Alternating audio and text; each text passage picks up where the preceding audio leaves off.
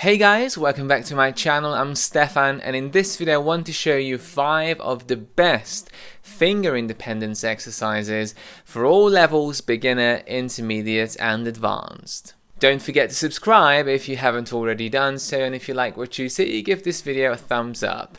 Also, I offer online piano lessons. If you're looking for one, there's going to be information below. I have done quite a few finger independence exercises in the short format, so like the real shorts videos, but since those are only 60 seconds and these exercises are not always straightforward, and it's really important how you do them, not how much you do them. It's kind of impossible to talk about them and show them in 60 seconds, so I thought I should make a full-length proper video where I can actually talk about them, show quite a few of them for all levels, not just beginner but also some challenging ones in case you're progressing through them and you want to, start with something easier and then go on to something harder.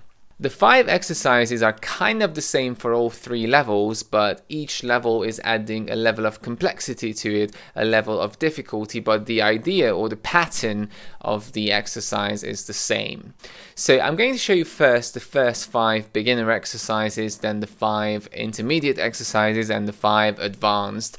By advanced, obviously I'm not talking about concert pianist level, but kind of a student advanced level. It's really important to watch this video until the end, because after I showed the exercises, I'm also going to talk about how to practice these exercises, what to watch out for, how often to do them, how long to do them for. It's so important to understand that these exercises put the hands into quite a restricted position, and if you don't do them properly or if you overdo them, they actually do far more harm than good to your technique. So please watch the end of the video and do these exercises mindfully. Don't do them mindlessly for a long time. It's complete waste of time, and it's also going to give you sore hands, and it's going to make your technique actually worse. But if you do them properly, they are gold, and they can really clean up your fingers and make your technique a lot more secure and make your playing a lot more confident.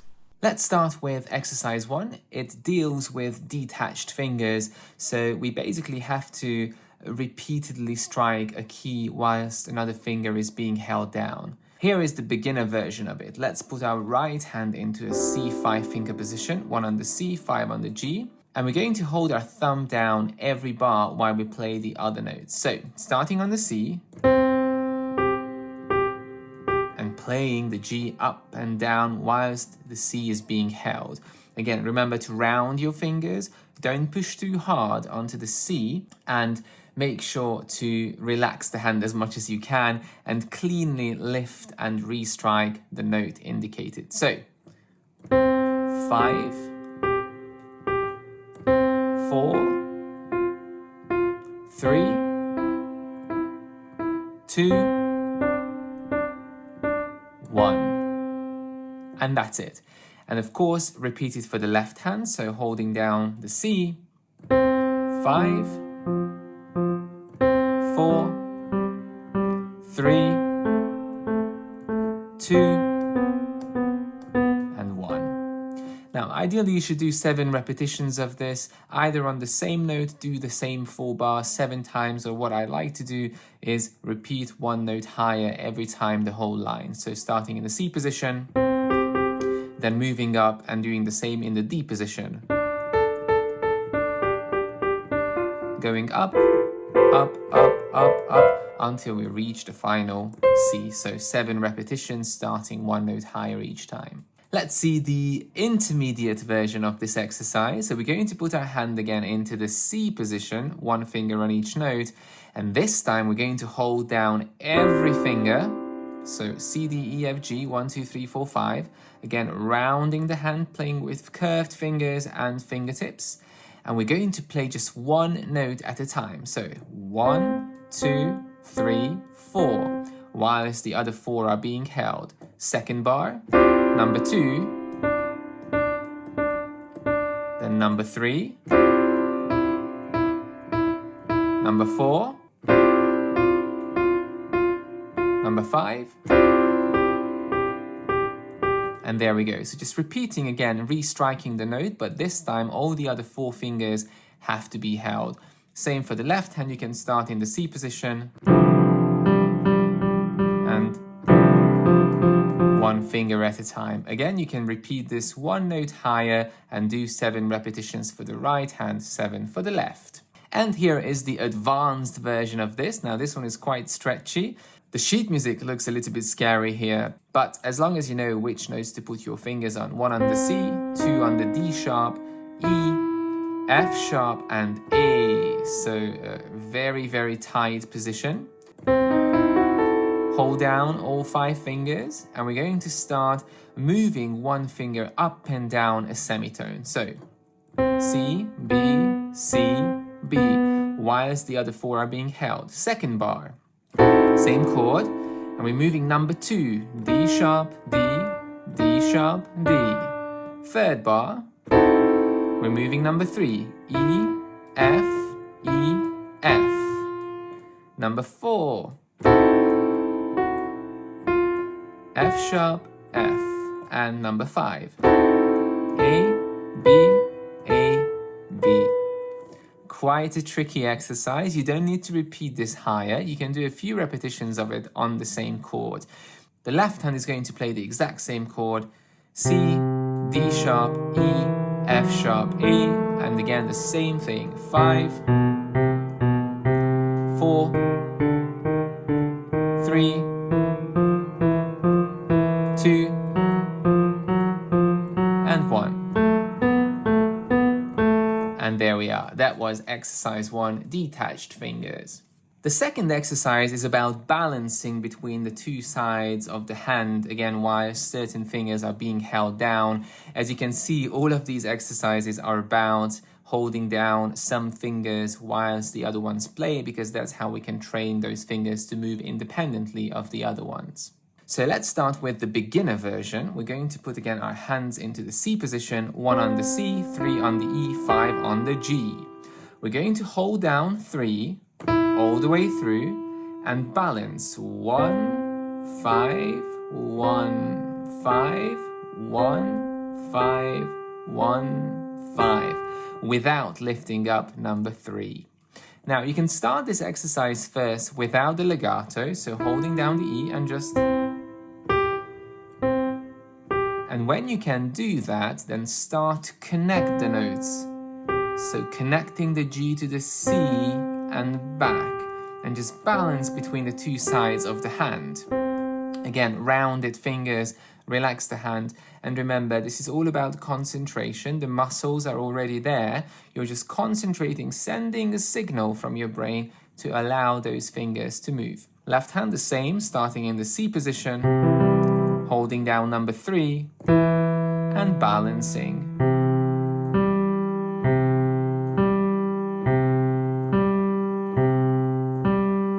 You can do the repetitions in the same C position, or you can again move a note higher and do 7 repetitions until you get to the high C. The intermediate version of this is a little bit more challenging. We have to hold down 3 and 4. So again, the same C position. So holding down 3 and 4, and we're going to move 1, 2, 5, 2, 1, 2, 5, 2, 1, without lifting up 3 and 4. Again, first you can start with detached notes, which is easier.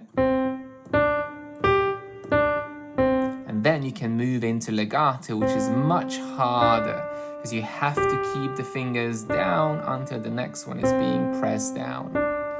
Left hand again, the same C position, holding 3 and 4 down, and 5, 2, 1, 2, concentrating. Keeping the repetitions going on. The advanced version of this is again a little bit harder, but a very similar position. Starting in the C position, 2 and 4 we're going to hold down, and this time we're going to move between the odd finger numbers 1, 3 and 5. So holding it down, 2, 4, 1, 3, connect, connect, connect. Start again detached, which is much easier, and then go into legato. Same for the left hand, 2, 4 being held down, 5, connect to the 3, connect to the 1, connect to the 3, and 5. Lifting up the 3 on its own is very hard. Do as many repetitions as needed, but don't overdo it because it can put strain on the muscles. And don't forget to keep the hands rounded, the wrist relaxed and soft, and play from the fingertips and really concentrate on lifting those fingers to not get sticky fingers like this. We don't want too many notes to be held down. Exercise 3 is 5-note scales, so moving legato in a scale like passage. Here is the beginner version of it. We're again in the C position, holding down finger 1, and the 5-note scale coming down, 5, 4, 3, 2, 5, 4, 3, 2, 5, 4, 3, 2, 1. And in the end, we release the 1 and restrike it. So holding down the 1 all the way through as we move through this scale and trying to keep the wrist as soft as possible and lifting up those fingers. Don't allow sticky fingers. We don't want that. Clean legato. As soon as the next note goes down, the previous one comes up. Left hand starts on middle C, and the same mirrored. 5, 4, 3, 2, 5, 4, 3, 2, 5, 4, 3, 2, 1. This one again you can repeat on the same note or a note higher or lower each time. Intermediate version of this, we're going to hold down 2 fingers, 1 and 2. And the pattern is very similar. 5, 4, 3, 4, 5, 4, 3, 4, 5, 4, 3, 4, 5. Now the tricky part here is to move from 3 to 4 without sticking the 3 down. So when you move to the 4, lift up the 3. Left hand starting 1 and 2 on the C and B, F to C 5-finger position. 5, 4, 3, 4, 5, 4, 3, 4, 5, 4, 3, 4, 5. You can start detached again, but legato is what we are looking for, and repeat a note higher each time and do 7 repetitions. The advanced version of this, you can guess, is going to hold down 3 fingers. So it has 2 versions to practice 2 groups of fingers. We're going to hold down 1, 2, 5 on C, D, G and alternate between fingers 3 and 4 legato.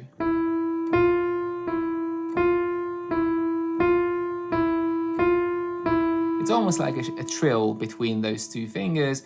And the second one is going to be holding down 1, 2, 3 and alternating between 5 and 4. That's it. And again, don't push too hard on the held notes. It's putting unnecessary tension on the hand. Keep it rounded and try to really concentrate on lifting those fingers whilst keeping the melody legato. Left hand exactly the same, holding down 1, 2, 5, F, B, C, and alternating between 3 and 4. It really doesn't matter where you start the exercise. I just notated it in the easiest position, the C position. And the second one holding down 1, 2, 3 and moving between 3 and 4. Exercise 4 is broken chords and arpeggios, so much stretchier positions, not 5-finger positions anymore. And here the beginner exercise is going to start in the C major arpeggio position. 1, 2, 3, 5. We are going to hold down finger 1 throughout and start with 2 and 1 at the same time. Keeping 1 down and moving legato between the notes of the arpeggio. Left hand exactly the same. 5, 3, 2, 1. And we're going to hold down 1. Legato, moving between the notes, playing with the fingertips. And this one could be repeated on the same note or going higher.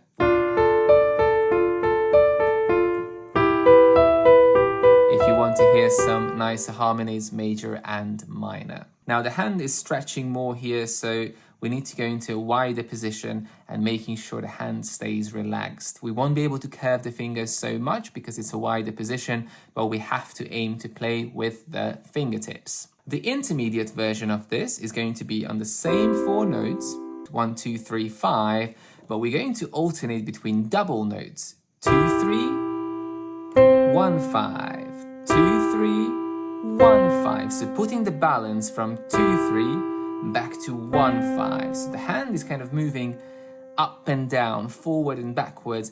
And here the key importance is to make sure that the double notes sound exactly together, not like this. Okay, so 2, 3, and 1, 5. Moving back, concentrating the 2 notes go down together, legato, and back. So make sure it doesn't become detached, and just keep repeating it. And again, you can move up and repeat from a higher note, and E minor, and so on. The same fingers, just 1 note higher. Left hand in the same position, 2, 3, 1, 5, 2, 3, 1, 5, 2, 3, 1, 5, and so on. Again, if you start feeling tension, relax the hand more and stop, give it a break, don't push it. The advanced version of the arpeggio exercise is going to be even stretchier and harder. We're going to put our hand into the C7 position, C, E, G, B flat, C. So 1 finger on each note of the 7th arpeggio, and we're going to move between 2, 4 and 1, 3, 5. So 2, 4 and 1, 3, 5. 2, 4 and 1, 3, 5. 2, 4 and 1, 3, 5.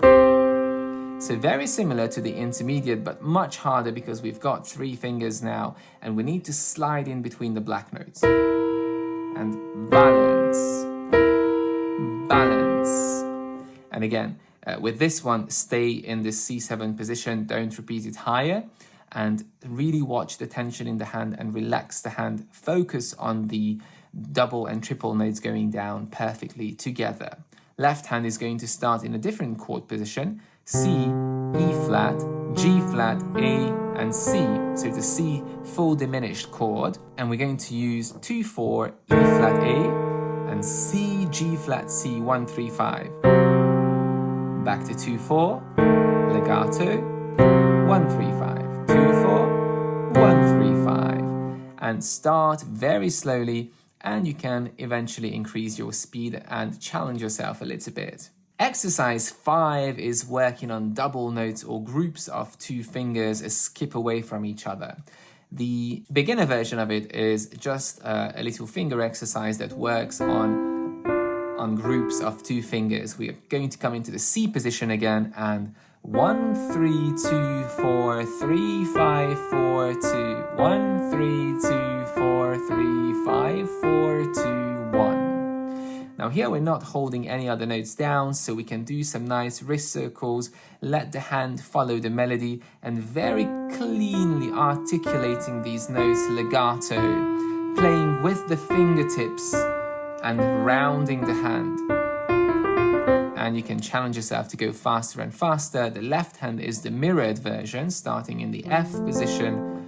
1, 3, 2, 4, 3, 5, 4, 2, 1, 3, 2, 4, 3, 5, 4, 2, 1. And this one could be repeated again a note higher. And so on, moving higher and higher. The intermediate version of this is going to be a little 5-note scale in double thirds. So 1, 3, 2, 4, 3, 5, 2, 4.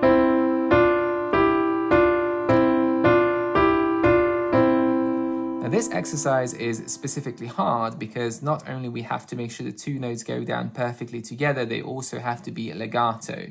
So avoid things like that. We don't need that. When we have a third with the shorter fingers, it's very difficult to get them at the same time because finger 5 is so short, so we kind of lean towards the key and back. we do a little adjustment in the position of the hand, lean towards, rotate outwards and inwards toward the fifth finger. And again, start very slowly, keep it legato, and challenge yourself to go faster, and then you can move up a note and repeat. And up, and so on. Left hand mirrored, starting in the F position, 1, 3, 2, 4, 3, 5, 2, 4, 1, 3, 2, 4, 3, 5, 2, 4, 1, 3, and so on. And finally, the advanced version of this is extremely similar to what we just did, but we're going to hold down finger 1 to restrict the hand and allow those fingers to move even more independently. Holding down 1, 2, 4, 3, 5, 2, 4, 3, 5, without lifting up number 1. And finishing on CE. Again, you can repeat a note higher each time, and left hand, exact same way, holding down number 1, 2, 4, 3, 5, 2, 4, 3, 5, and finishing on 1, 3. And you can do as many repetitions as you'd like. Make sure to hold down finger 1 and keep those thirds very, very clean. By the way, all of the sheet music that you see on the screen now can be downloaded as a PDF. There is going to be a link to it in the description if you want to print it out and keep it next to your piano and go through these exercises regularly. I created these or collected these exercises in a way that they are very short and easy to memorize. Finger exercises should be easy to read because you don't want to spend your time reading the notes. You want to spend your time thinking about the technique and getting those fingers to move. So hopefully you can memorize these 4 and 5 bar exercises quickly and play them and challenge yourself every day to go a little bit faster, cleaner and better. Now that we got to the end of the exercises, obviously as I mentioned there, it's really important to do them not just for the right hand but for the left, since both hands need to be equally well trained. When you practice the exercises, there are certain ways to do them. You can repeat the same exercise in the same note, or you can try to repeat it a note higher, a note higher. I think doing it that way is less boring. So for example, if I do a simple exercise here, then I'm going to shift my hand 1 note up and do the exact same pattern 1 note higher, then go up again. And this way the sound actually is different for each exercise because you go from major to minor and all different kind of harmonies. So it's more interesting instead of repeating it on the same note. Ideally, you should do 7 to 8 repetitions of each exercise in the right hand, in the left, and then go on to the next one or start playing your pieces. Now, here comes the technical part. These are all finger independence exercises, meaning that they are trying to make your fingers work independently of the other ones. And when we talk about finger independence, we mostly refer to the outer 3 fingers, 3, 4, and 5.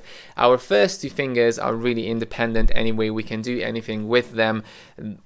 By evolution, we learned how to use them really well, but the other 3 are kind of interconnected.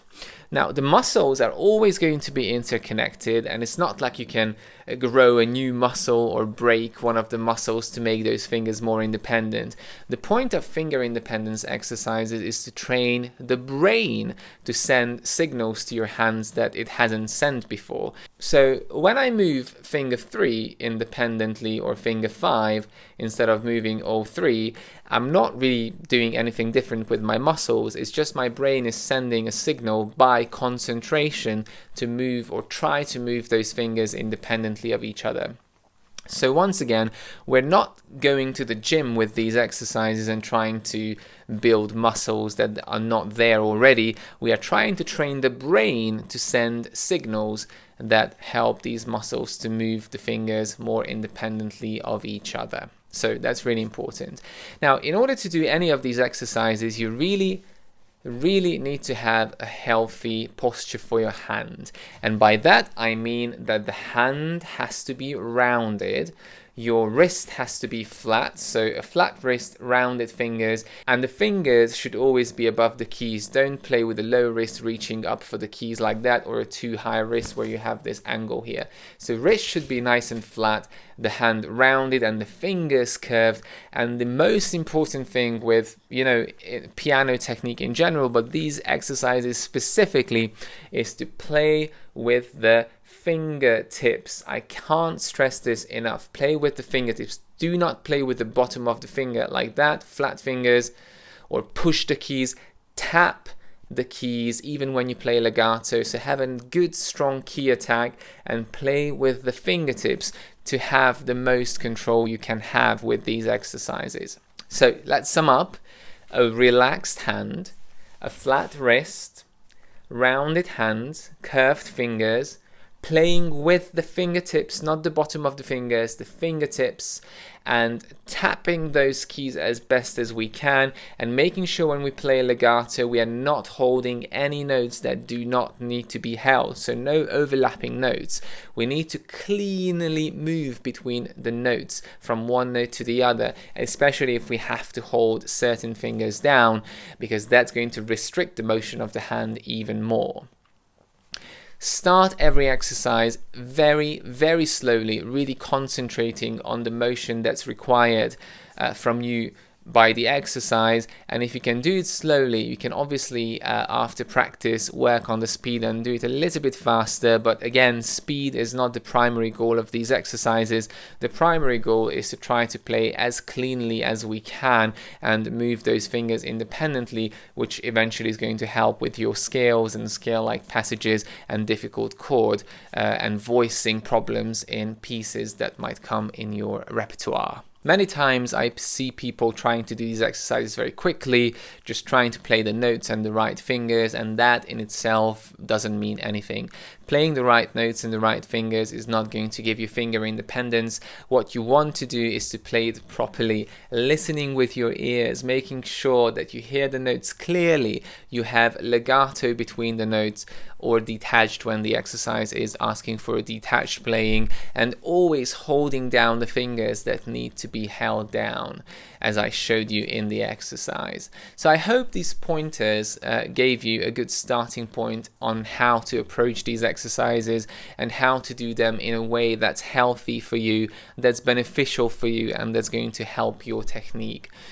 Don't do them for too long. These exercises are not designed to be played for hours or even 20 minutes. Do them for 5, at most 10 minutes. If you do all 5 of them, try 10 minutes.